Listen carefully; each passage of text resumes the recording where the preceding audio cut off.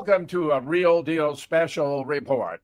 I'm Jim Fetzer, responding to attacks by heretics and saboteurs who want to distort the facts about not just the Sandy Hook event, but more importantly, my legal case to have it reopened and reversed based upon new evidence.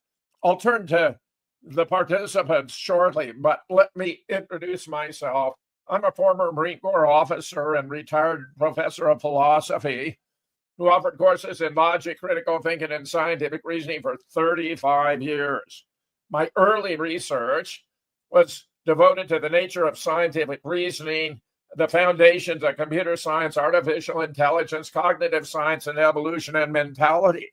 Beginning in 1992, however, I began doing collaborative research on JFK, producing 3 books that shattered the cover-up. In relation to 9/11, I founded Scholars for 9/11 Truth, brought together hundreds of experts from around the world, engineers of every kind, civil, mechanical, electrical, aeronautical, pilots, physicists, to saw what really happened.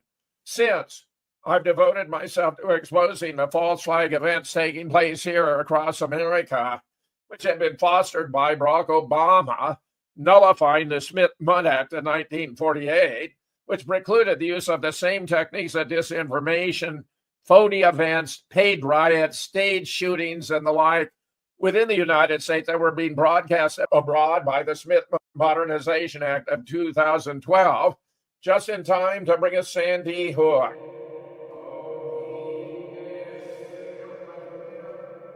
I brought together 13 experts, including 6 PhDs, where we established that the school had been closed by 2008, that there were no students or teachers there, and that had been a FEMA drill presented as mass murder to promote gun control, where we even had the FEMA manual for the exercise, and where the FBI's consolidated crime report for 2012 shows under the category of murders or non-negligent manslaughters for Newtown, the number 0, meaning even the FBI, in a report that remains available on the internet to this day on their website, declares nobody died in Newtown in 2012. Further confirmation of our conclusion that, in fact, it was a FEMA drill. One of our contributors, Paul Preston, who's a school administrator in California, supervised active shooter drills. Even was so disturbed by what he saw broadcast from Newtown that he reached out to his contacts in the Obama Department of Education, all of whom confirmed to him it had been a drill, no students had been harmed, and it was done to promote gun control. How much better can you do than that?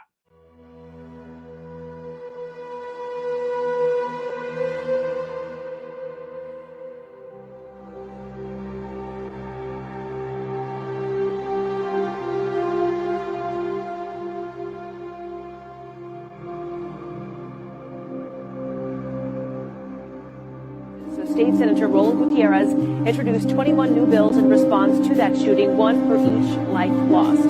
The latest bills would ban expanding bullets, ensure safe gun storage, and prevent juvenile assailants from becoming eligible for parole. President Biden is expected to sign a new executive order he hopes will reduce gun violence in the U.S.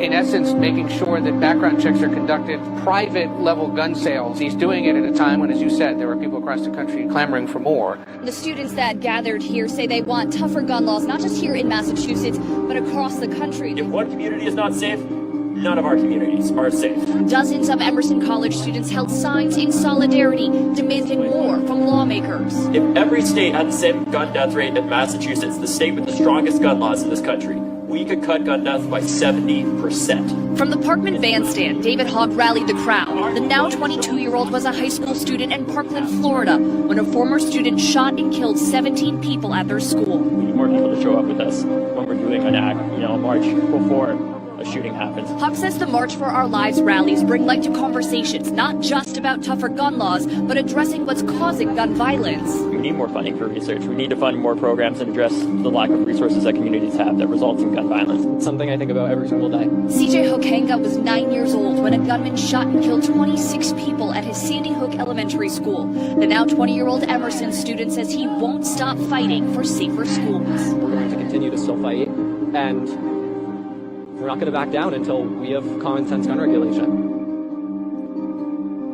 We are unique among nations in tolerating the proliferation of guns on our streets and allowing civilians to routinely purchase high-powered weapons of war. Nobody else does this. Understand that something fundamental needs to change when violence explodes once again. When violence explodes once again. I've also asked the school board to make a part of every day some kind of anti-violence, anti-gun message. Every day, every school, at every level. One thing that I think is clear with young people and with adults as well is that we just have to be repetitive about this. It's not enough to simply have a catchy ad on a Monday and then only do it every Monday. We need to do this every day of the week and just really brainwash people into thinking about guns in a vastly different way. Guns can be made more safe by making them either through fingerprint identification, the gun talks to a bracelet or something that you might wear, how guns can be used only by the person who is lawfully in possession of the weapon. So it's those kinds of things that I think we want to try to explore so that we can make sure that people have the ability to enjoy their Second Amendment rights while at the same time decreasing the misuse of weapons that lead to the kinds of things that we see on a daily basis, where people, kids especially, are struck down.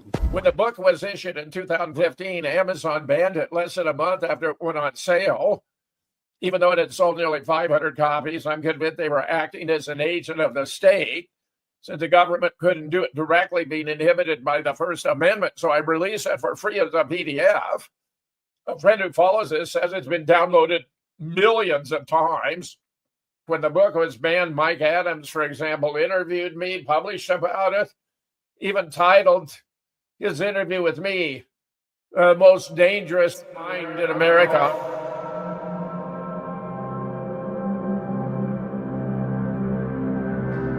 The most dangerous mind in America. False flags and extreme censorship. Mike Adams interviewed me, published about censorship.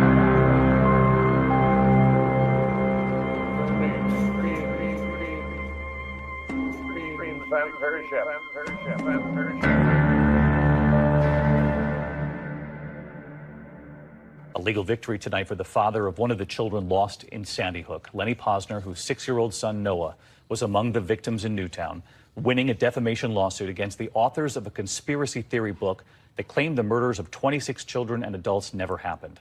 The book, pulled from shelves, claimed his son's death certificate was faked. A trial to determine damages is now set for October.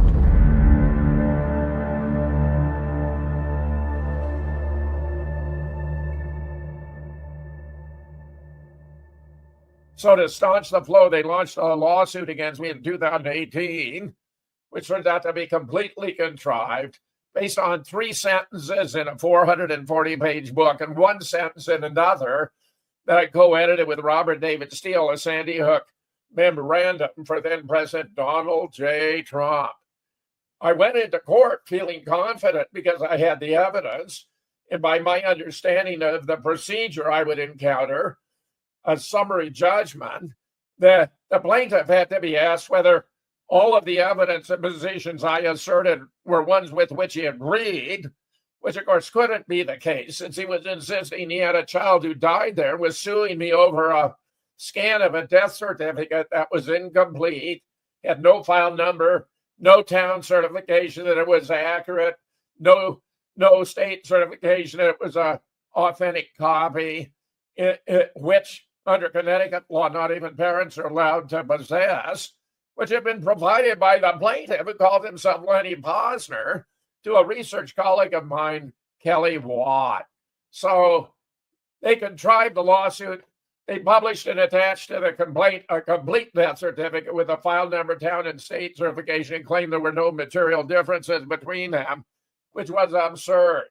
So I had a massive evidence going in, but the court, during a pre-trial conference, scheduling conference, ruled that my views about Sandy Hook, whether or not there'd been a real shooting or not, were irrelevant to the truth or accuracy of the death certificate, when the death certificate itself states it's for a decedent who died at Sandy Hook on 14 December 2012 from multiple gunshot wounds. In other words, it was an absurd ruling from the beginning.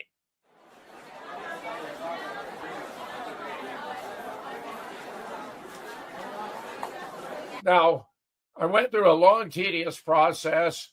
I've sought to appeal the finding that I was liable, which was in violation of the procedures for civil. I was being violated of my right to a trial by jury because a judge falsely declared there were no disputed facts.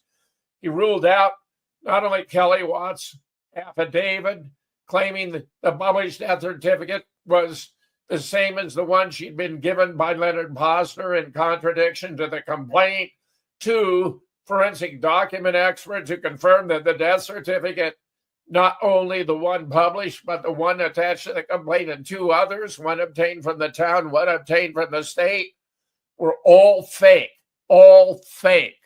The judge just set their evidence aside, even though their credentials were impeccable, as irrelevant, not helpful, found me guilty. There was a trial for damages, which was ludicrous.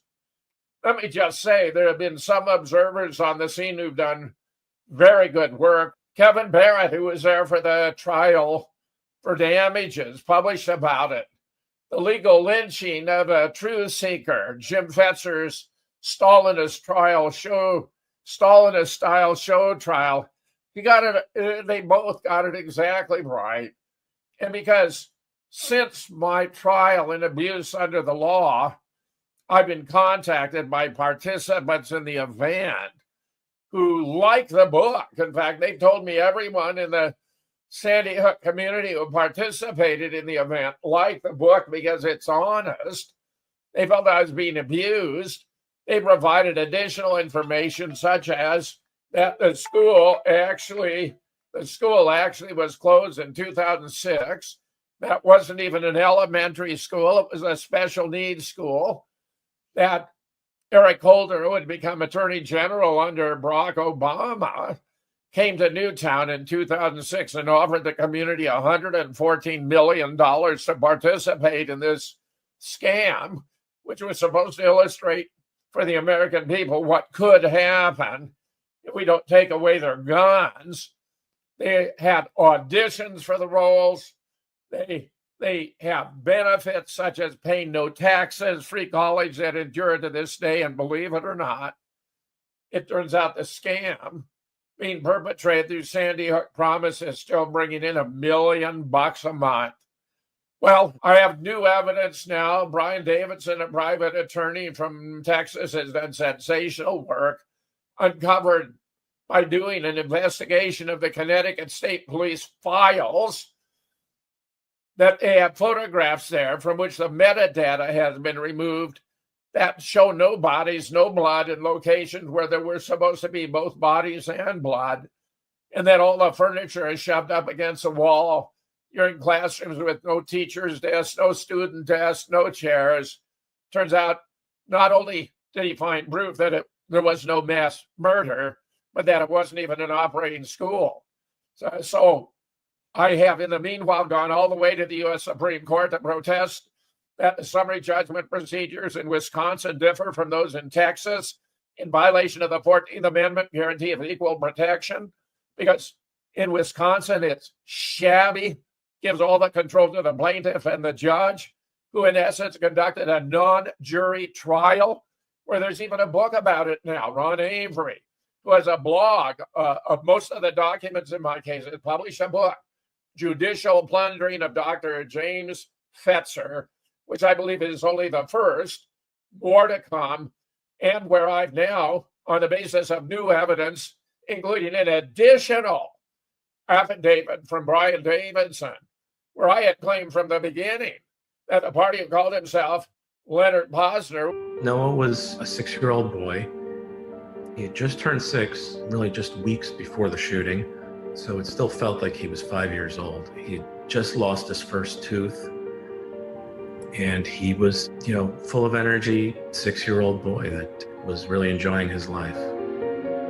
Lenny Posner's son Noah was murdered in the 2012 Sandy Hook school shooting, the youngest child killed that day. But the massacre was just the start of his family's terrible experience with misinformation, disinformation, and so-called hoaxers. Posner has to keep his present appearance and location secret, and you'll soon see why. It's become a thing, a real theory that people seriously believe that the shooting never happened, that it was faked by the government, the community, the victims, the families, and that's continued to other tragedies since then. Those erroneous theories started to appear the day of the shooting. That was very upsetting to me, but I didn't understand what it was becoming right away. So I thought that if I could only show them evidence, be transparent, that it would be able to kind of calm some of that chaos. Posner says when he spoke out to correct the conspiracy theories about the shooting, he became a target. There was a lot of hate directed at me, harassment, death threats. A woman was sentenced to prison for making death threats against me. Posner and his family, including Noah's twin sister and older sister, had to move multiple times to escape harassment. Their experience with online hate and harassment led him to start a group called the Honor Network. We have hundreds of volunteers that help in locating this content and helping report the content. Posner says the work is nonstop, and he has a word of advice for people posting things online.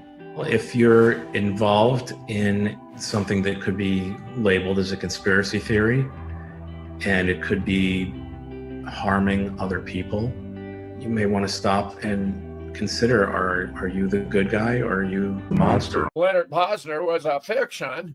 His real name was Reuben Vabner. That the child who died, Noah Posner, was also a fiction made out of photographs of his younger son, Michael Vabner, when he was a child.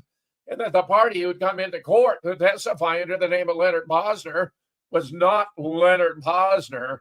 I've now ascertained that, in fact, it's his older son, Benjamin. And I now have documentation, photograph proof of all of the above. So I've sought to reopen the case on the basis of extrinsic fraud and fraud upon the court, because the whole event, external to the courtroom, was a FEMA drill. They also, by the way, my Sandy Hook friends have provided me with a FEMA schedule showing this exercise, L366, to take place there on the 13th of December and then be presented as a live event on the 14th, where they even sent along a map how to get from Bridgeport, Connecticut, where the FEMA headquarters is located, down to Dickinson Drive, where the school is, where they put the word elementary on the school and then allowed years for it to weather so it could look as though it had always been when it never was. And now we have the bizarre situation where a fellow named Victor Hugo.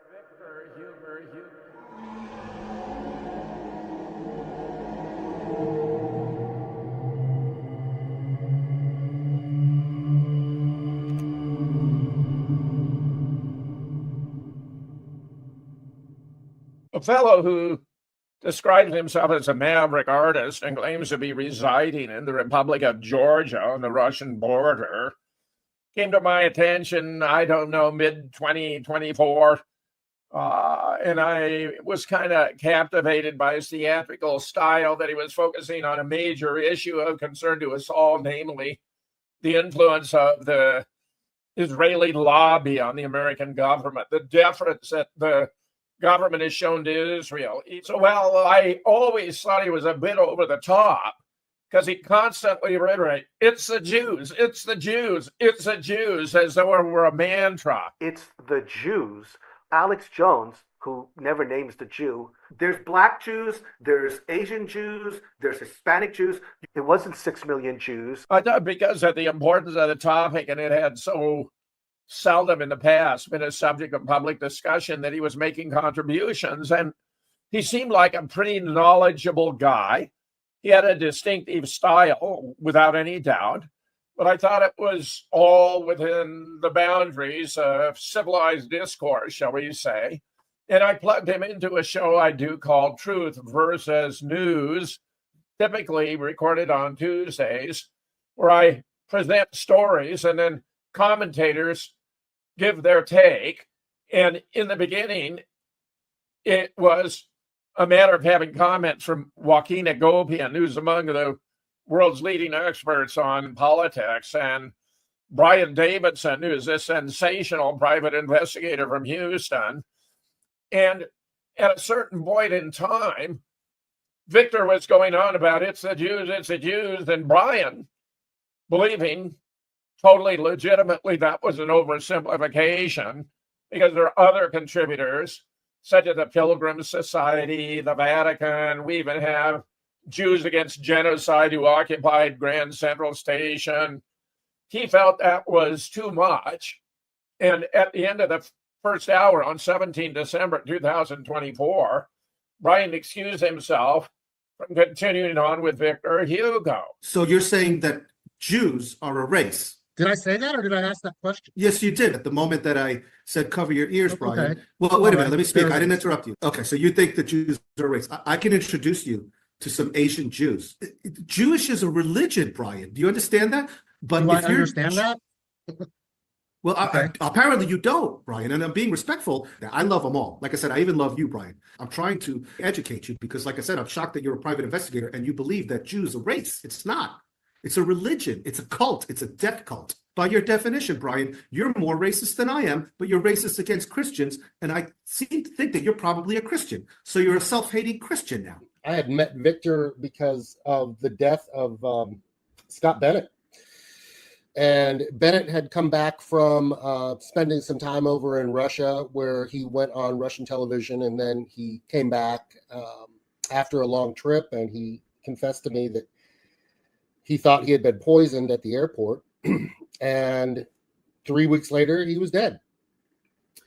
So we needed to find a new host for that particular 2-hour show, which we filmed, I think, on a Sunday night, called Truth versus News. It was a rather casual current event analysis show.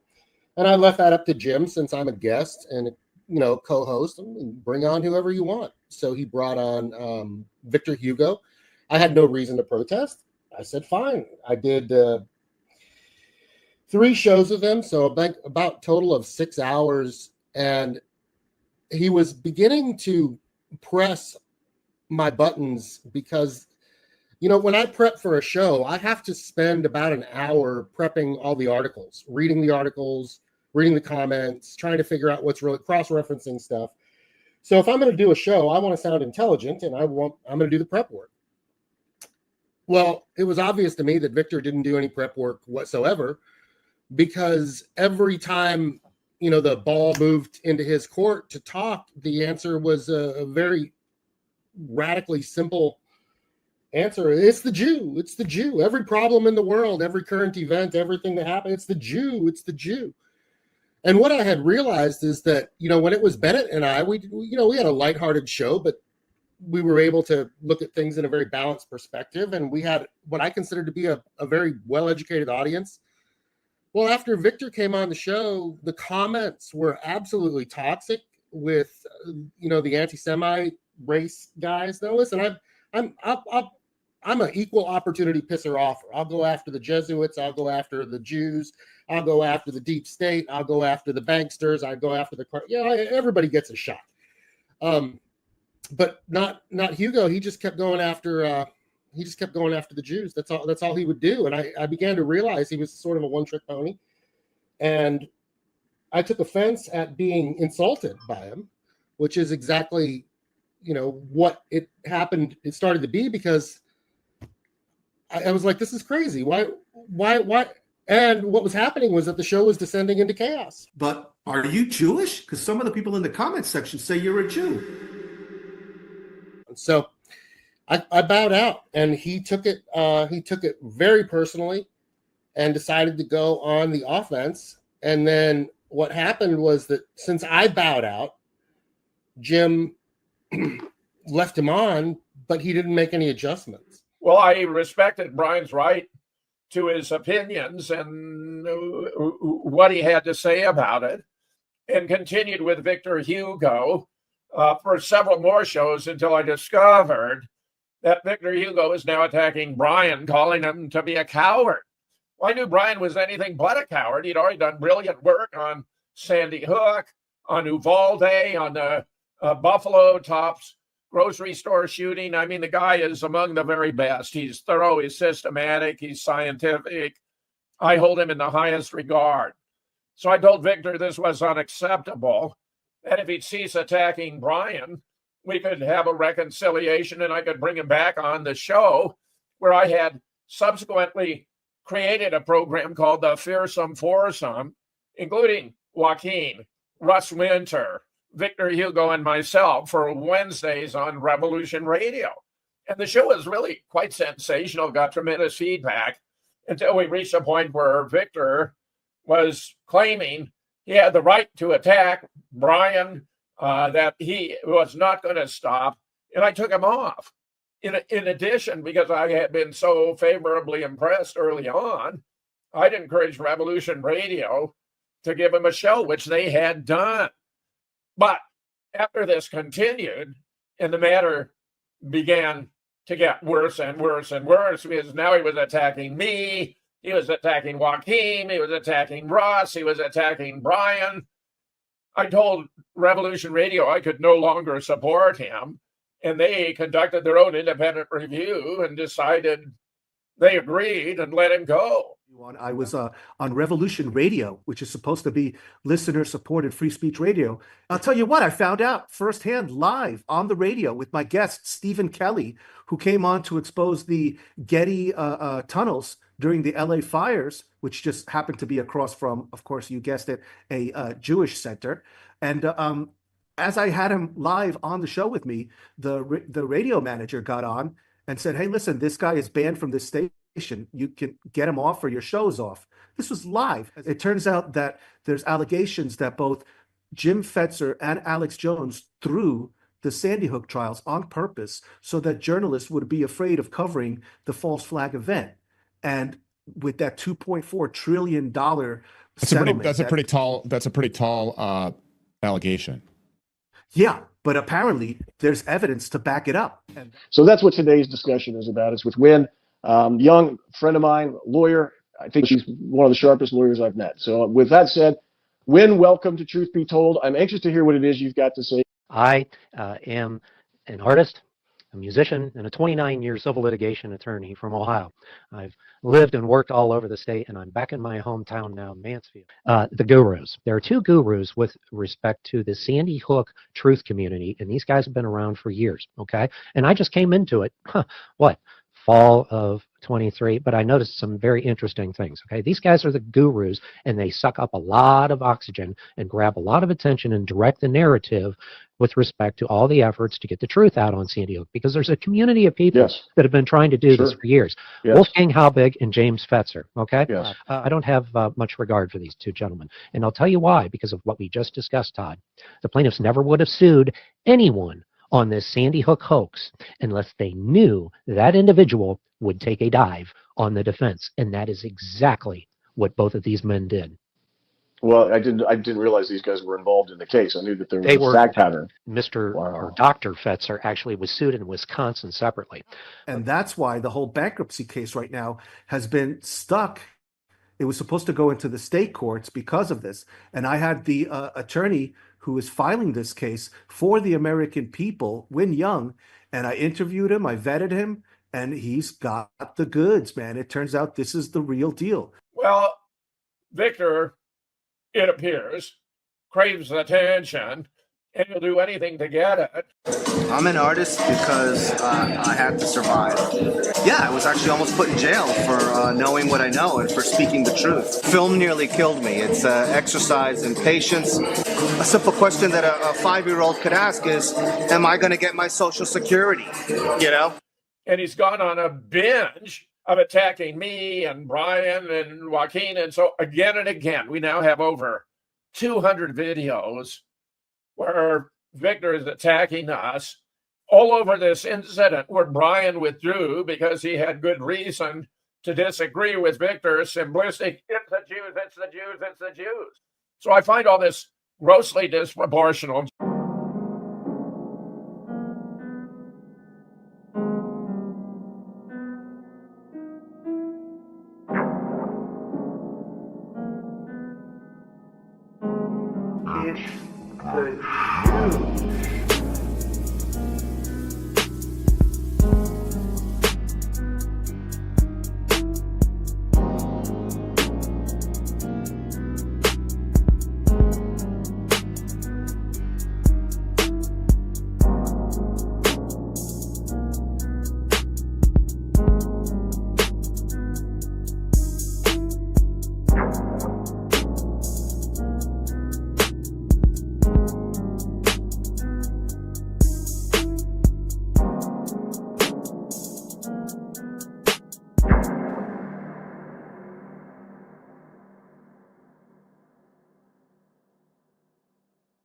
Similarly, Victor's gone on an all-on onslaught against me and Brian and Joaquin and Ross.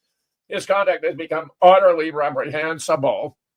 And now it turns out this has been his style. You can go all the way back to 2008 when he was in Miami. And by the way, I suspect he still resides there. And this whole idea of him being, the maverick artist from the Republic of Georgia is nonsense. Turns out he's been pulling these stunts since 2008. We even hung some kind of painting of a 3-foot-long penis out his window in order to attract attention. And with the court and the attorneys have found him over the top already then, just as he's over the top now. I regard Victor as an extreme narcissist. He appears to be some kind of con man. I don't believe you can trust anything he says. What's most interesting now, by the way, and this has given it a new twist, is he claims that I and Alex Jones threw our cases over Sandy Hook. Now, I won't address Alex. I sought to be an expert witness for him in both his case in Connecticut and other cases in Austin, and I was not welcomed. I could have, explained how much we know that it was indeed a fabrication, a FEMA drill. During one of his interviews, a video deposition in Connecticut, even denied he'd read the book Nobody Died at Sandy Hook, which raises serious questions. How can a guy who is taking a stand on this very complex matter not have read the only serious objective scholarly work ever published on the subject? And now he claims to have 2 attorneys, one an R. Win Young from Ohio, and another, Todd Collender, who has offices in Boulder, Colorado, Golden, Colorado, and Fort Lauderdale, Florida, that they support the idea that I threw the case. And yet it's bizarre, because how can I have thrown the case when I'm still in court, when I'm still fighting the case, when I'm producing evidence, unbelievable evidence, when you have 4 appeals still standing before the Wisconsin Court of Appeals? And it appears that Win Young has known this for quite some time, because Bill Bonatotti, when he discovered these allegations were being made, informed Win, where he had assisted me with my motion to open pursuant to extrinsic fraud and fraud upon the court, which means that as they continue to this day, we have a situation where they know better or should have known better. Ironically, Win actually claimed it was a virtue for him not to have read my book, reviewed any of my briefs, watched any of my videos, and there are tons. I mean, there's 600 documents in this case at this point in time plus. So he's trying to make it a virtue to be ignorant, and yet he's going on in spite of the fact others have made repeated efforts to bring him aboard with the truth. And we're now just recently, this past week, Kevin Barrett interviewed Victor Hugo. And when Victor Hugo sought to promote his proposition that I and Alex Jones had thrown our cases, Kevin explained he'd been there for the trial for damages, and that it wasn't the case at all, that I'd been denied my rights under the law, and that he documented in that spectacular article of his, which you can still find online, the legal lynching of a truth seeker. So they know better. They're acting in reckless disregard of the truth. They are attempting to smear me, and I believe, and the others. But no doubt I'm the principal, because I've done all this classic research on JFK, 4 books, 9/11, 2, made all the presentation. For example, when Alex Jones organized his American Scholars Conference in Los Angeles in 2006, he invited me to give the keynote address. And that, of course, was all revolving around 9/11. Now, it may very well be that this appearance of Victor Hugo is because, given the appeals I've made in this substance, the very detailed, extensive evidence I presented, there's concern that my case is going to be reversed, and they're trying to get out in front and contaminate the public with the belief I threw it. But I don't see how that's going to be sustainable once the case is reversed. And well, obviously, I'm not in a position to guarantee. I can just say the evidence is monumental and detailed, and I'd like to believe the Court of Appeals will do the right thing. Victor's had remarkable success in getting his story out, aided and abetted by hosts with whom I've had very cordial relations in the past, such as Michael Deacon, who seems to have been enthralled with the idea of featuring Victor to expose me, when Michael should have known better. I mean, I've discussed the case before on his shows. He's even got on with Stu Peters. I've reached out to his producer, explained to her what's going on, requested that the record be corrected, that the simplest way might just be to feature me as Sandy Hook last man standing. And he even managed to be interviewed by Mike Adams. And when Mike's admin somehow didn't have it posted the way Victor liked, he went after Mike Adams for the suppression of freedom of speech. Now, when you're talking about truthful and accurate reporting, that's, of course, to be commended. But in this case, he's spreading smears and libel, and I'm hoping to bring about a reversal. Now, what we have here then is a classic straw man, an exaggerated version of a position to make it easier to attack. If he were accurate and truthful, after all, there'd be no way to go after me. And there's even been a book published about it by Ron Avery. You know, so the situation is very clear.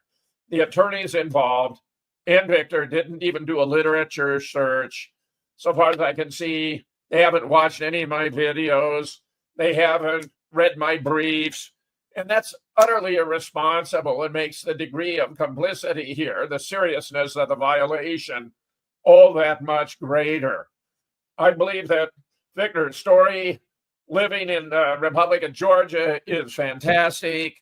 I suspect he is still residing in Miami, and he simply changed his style to go after the internet platforms that are going to give him the most attention and try to benefit by basically defrauding those who think what he's speaking is true, when what he's issuing is, alas, a barrage of distortions, exaggerations, and lies. Sad to say.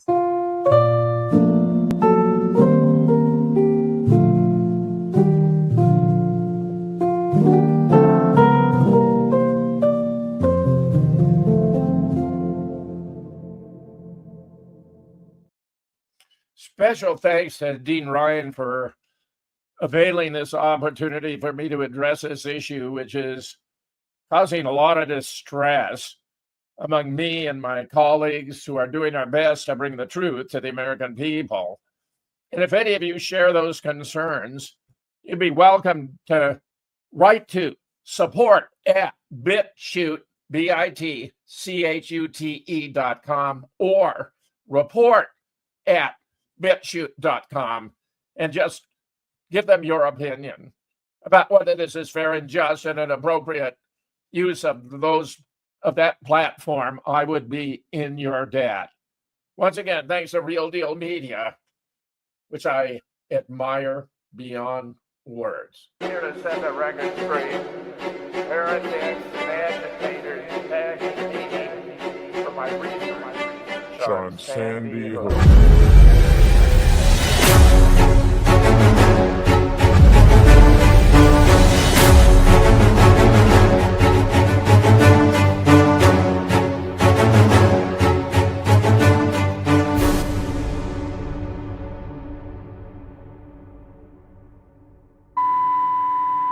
Veteran American refugee living near Russian border.